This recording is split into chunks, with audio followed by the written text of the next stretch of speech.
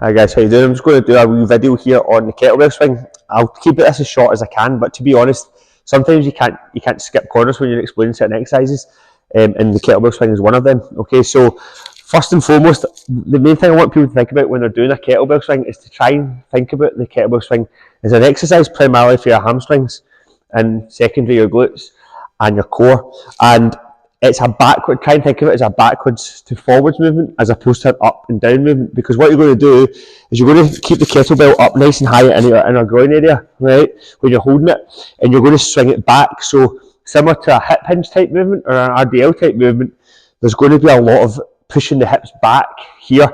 There'll be a bit more knee bend than there would be in a normal RDL movement, but my point is that this kettlebell should stay up nice and high up here. Okay, it's not to come down swinging down here. Okay, so see it as that movement backwards to forwards. Okay, so you're swinging the kettlebell back, and then at this point you're driving the weight through your hips and nudging it out in front of you. Okay, so it's a backwards driving the hips forwards, almost like a hip thrust movement with a barbell.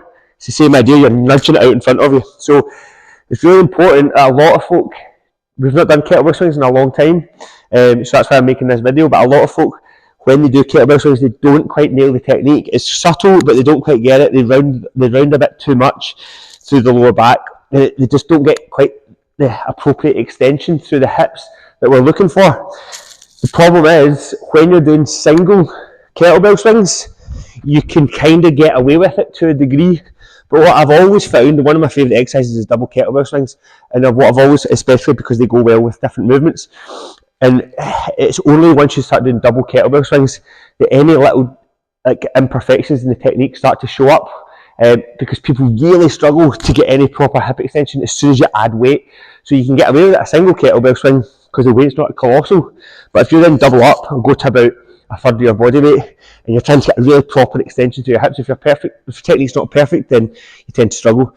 But very quickly, I just want to go over the main points of the actual kettlebell swing. So stand a couple inches behind it to begin with, because what that's going to do is it means that when you go to pick up the kettlebell, you've already got a natural angle to just bring the kettlebell in towards your inner upper thigh area, and then you can just start swinging it forward. Have your feet about shoulder width apart, pointing straight ahead. Okay, so I don't want the feet pointing out the way, I want them straight ahead. And the reason for that is because, again, we want to isolate the hamstrings a little more, and we don't want to bring in the lateral part of the hip too much. So nice and powerful, and it also helps it be a bit more of a powerful based movement. So straight ahead. When you swing, I want you to imagine you keep a slight bend in your elbow the whole time. Tiny wee bend in the elbow. So we don't want you bringing the kettlebell out here with arms straight, right? Another wee cue I want you to think about is pretend, maybe a wee bit of, it's maybe emphasising it a little too much, but pretend you're almost holding quite a thick book under your armpit, and you're trying to hold it there, right? This is particularly useful for a single arm kettlebell swing, but what if you imagine that you're not wanting to let your upper arm come too far away from your body. You see that? Because maybe I'm trying to hold a little book under my armpits, right? So that is kind of the finish point there. There's a point here at the top. It's called the float point. And what the float point means is that the kettlebell, very, very, very quickly, or very instantaneously, it's not going up or going in, it's literally floating for a split second.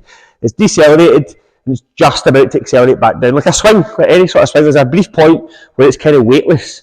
At that, you want to get that point of weightlessness very, very, very specific. It's only about a millisecond, and you shouldn't need to grip the kettlebell too much. A lot of times people grip it and they raise it with their shoulders and pull it back down, raise it with their shoulders, pull it back down, and there's no actual float point. Okay, there's no float point because you're using your shoulders too much for a start. But if you're exclusively driving through the hips, they'll get to a point here where you're not over gripping it, and it will just start to drop back down again. Okay, so that's what we're looking for. It's a hip hinge, and it's a dynamic hip thrust movement to propel the kettlebell forward. Okay, so if you notice, when the kettlebell's here, you want to initiate the forward movement not by swinging it forward with your arms, but because your wrists and forearms are in contact with your thigh, you're going to hip thrust, essentially. You're going to hip thrust it forward. So you're nudging it forward like that. So it's the glutes that extend the hip to then drive the kettlebell forward, not the other way about. So a lot of the time when people do kettlebell swings, they do this. This probably looks okay, but the problem with this technique is that the hip extension occurs after the kettlebell is swung. So the hip extension, the power through the glutes, isn't driving that movement, so you're not getting as much out of it. It's the shoulders that are raising it, and then the hip extension comes after. So it's subtle, but it's really important if you're wanting to nail kettlebell technique properly, kettlebell swing technique properly, that you understand that concept. And that's what makes kettlebell swings so effective if they're done properly. They are 99.9% of the time, whether it's in social media or in gyms, not done properly. So you need to really be aware of where the movement's coming from. You're trying to drive it through your hips. If you're doing a hip thrust, you wouldn't even think about it, but imagine it would be like doing a hip thrust and then lifting the bar up with your arms, then coming up. Like, it doesn't make sense. Physically, you can't do it, but unfortunately, physically, you can do that with ease. But it's not right. So you need to really concentrate on driving through the hips. It's because, and the reason I mentioned it at the start of the video with double kettlebell swings is because once you go to double kettlebell swings, you just won't get away with it. You will not get away with that technique. And if you try it, you're just going to feel it in your lower back. It's really you notice with a double kettlebell swing, it's slightly different anyway because you do need to take a wider stance, so it brings in the lateral part of the hips. But it's the same principle. And if you're not good driving through the hips and really making sure you can see it a lot more clearly here, that the movement is really coming from my glutes driving through. Okay, and it's subtle, but I've noticed that if someone's technique on single kettlebell swings is not good, or is slightly off, even subtly to the point you might not even notice it looking at it, unless you've been coaching it for a long time, it really shows up more incessantly in the double kettlebell swing. So I know that's quite a lot of information. The video's going on quite a long time, but I wanted to watch this video and really start thinking more about how you're doing these, because we're going to include them more in the sessions. And I know some people say kettlebell swings hurt their back. It's not the kettlebell swings that are hurting your back, it's your execution. And this video is hopefully going to help you. If you're doing them properly, then you won't get a sore back, because your glutes are going to be, and your hamstrings will be driving the movement. But you need to really consciously engage with the exercise, and not just tell yourself, well, kettlebell swings are a problem for me. If they're done properly, if you're thinking back to forward, and you're utilising the movement and you're getting the timing right, they'll be absolutely fine.